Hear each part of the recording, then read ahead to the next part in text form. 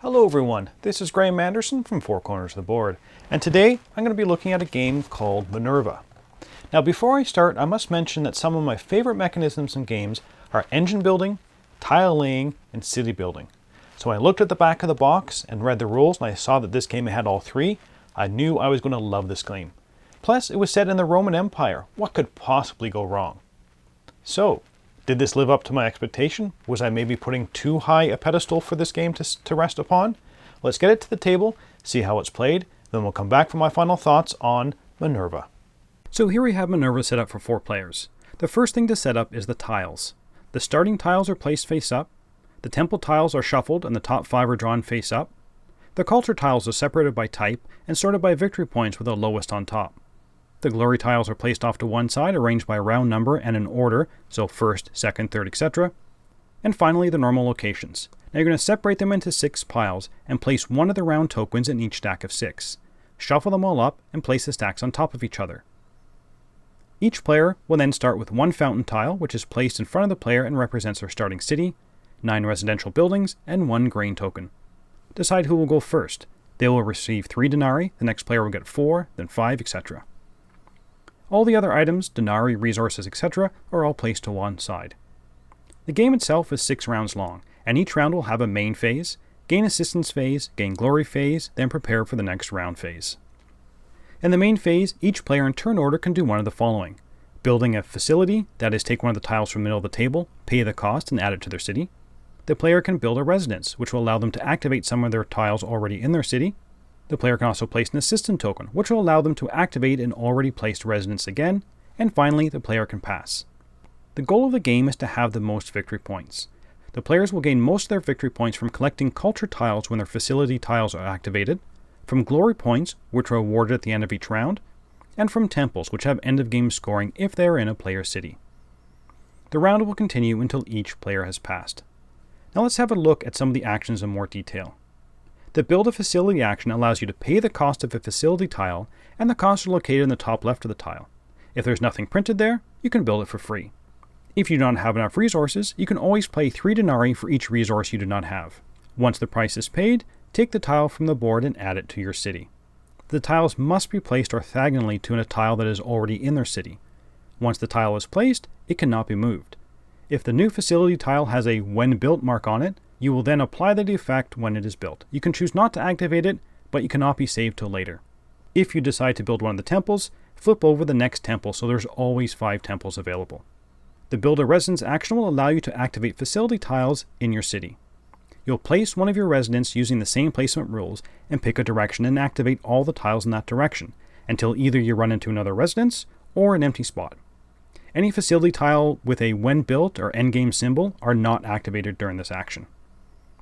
The player will start with a residence tile and, in order, activate all the tiles. Let's jump ahead a little bit to see a city with several tiles so you can see how this works. So here we have the just placed residence, then a fountain, wheat field, dining hall, iron mine, stables, show tent, and statue. First, the fountain allows you to take a resource of your choice. Since we have an ability through the stables to convert wheat to glory, we're going to take 1 wheat using the fountain. Then we get another wheat from the wheat field. The dining hall gives us nothing because we would have received this bonus when we first built the tile. The iron mine gives us 1 ore, and the stable allows us to convert any wheat we have to glory, and it's up to us how much we convert from our resources. Glory is used up at the end of the round to get victory points.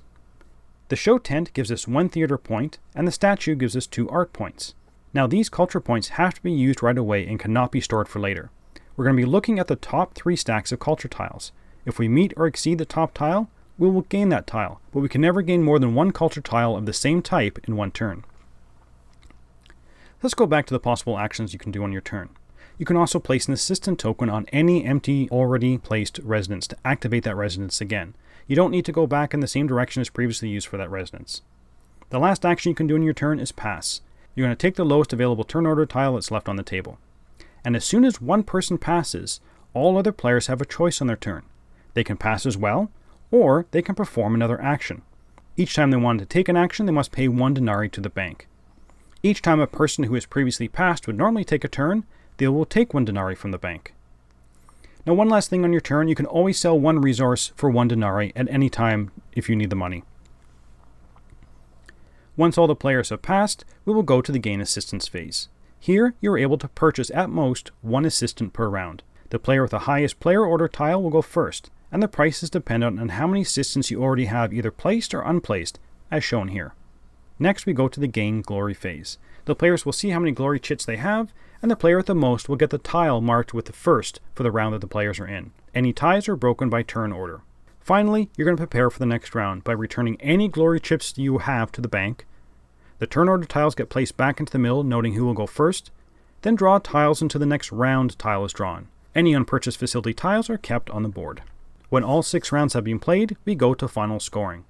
Add up your culture tiles, the end of round glory tokens, evaluate each temple in your city, then add 1 VP for each set of 3 money or resources you have left over. And finally add the VP from the back of your player order tile. And whoever has the most points is the winner. Now let's get back to the table to see what I thought about Minerva. So, did this game live up to my expectations? Well, let's first talk about theme and components.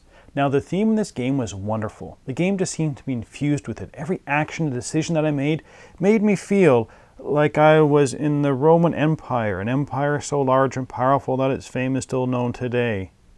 No. The theme is just not there in this game. This easily could have been a space game, a modern city game, a farming game, you name it, it could have been that. Now, as for the components, they were good. The tiles were a good size and thickness. The scoring tiles were also good. The resources were adequate and easy enough to tell apart quickly, as they do go in and out of your city very often. Now, the money, I do wish it was a bit bigger, especially the ones, because they seem to be particularly small. But again, it was easy enough to tell them apart when you had a bunch of them in front of you. But as for me, it all comes down to gameplay. And I had such high hopes for this game. And you know what? The first couple games I played definitely live up to my expectations. It was a puzzle game to try to figure out the best way to build your city. Resources were tight, and without knowing what tiles are going to be turning up, planning with options was always a huge benefit. And getting those temple tiles and maximizing their end of game scoring was extremely important. Now, there are many mechanisms that I like in this game. Since the facility tiles only trigger when you place a residence, that tenseness of when to place your residence is fun.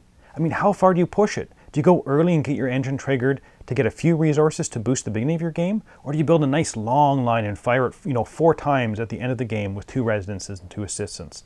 Definitely fun decisions to be made.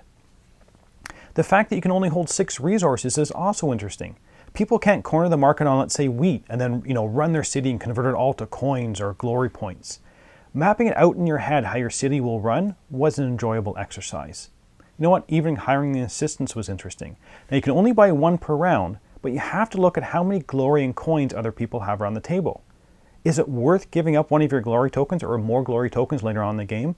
Well, if you have more than everyone else, sure, why not? But if it's really close, trying to guess what the other players will do is a simple but fun element to the game. And the assistants are also very useful to maximize your tiles.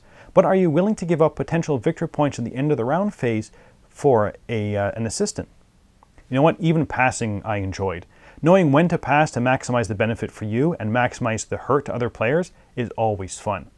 Passing first always seems to send panic around the table as everyone's plans suddenly change. But that does bring up a negative I have of the game, and that's the downtime. The game itself is not overly long, but there are many factors that can trigger people's analysis paralysis. What tile to buy, where to place it, when to place the residence, when to place an assistant. And you might have a strategy at the beginning of the round, but depending on what tiles are turned over and what tiles people purchase, that strategy can quickly change. And you have to rethink your turn almost every time.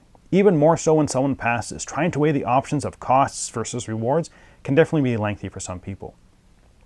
I also noticed that after most of the games, I would look at the cities had built to see how I could do better, or to see what their strategies had been, what combos they were going for, how they integrated the temples, etc. I started to notice that all the winning cities kind of looked similar.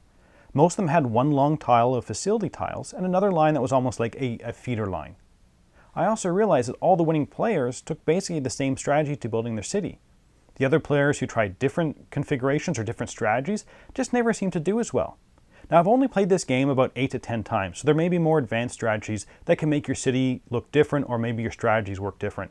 I just felt that there was not the same variety of winning strategies as I would have liked. Now, I'm definitely not saying there's only one way to play, but it does seem that there might be one strong path, and the winner will be the person who implements that the best. But that can also come undone by the randomness of the tiles that are turned over and your order in that round. Now, these couple of items did take the shine off little from the game, but my final verdict is still that this is a game you should buy. If you like engine building or tile placement games or city building, this is definitely one you should check out. It didn't quite make my lofty hopes, but it still came in at a good, solid game. And that's it for the moment. Until next time, thanks for watching. Thanks so much for watching the Dice Tower videos. Find more great videos and reviews as well as our top-rated audio podcast at Dicetower.com. You can also find other great shows at Dicetowernetwork.com. I'm Eric Summerer, and you've been watching The Dice Tower.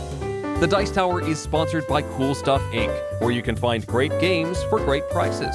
Cool stuff in stock. Check them out at CoolStuffInc.com.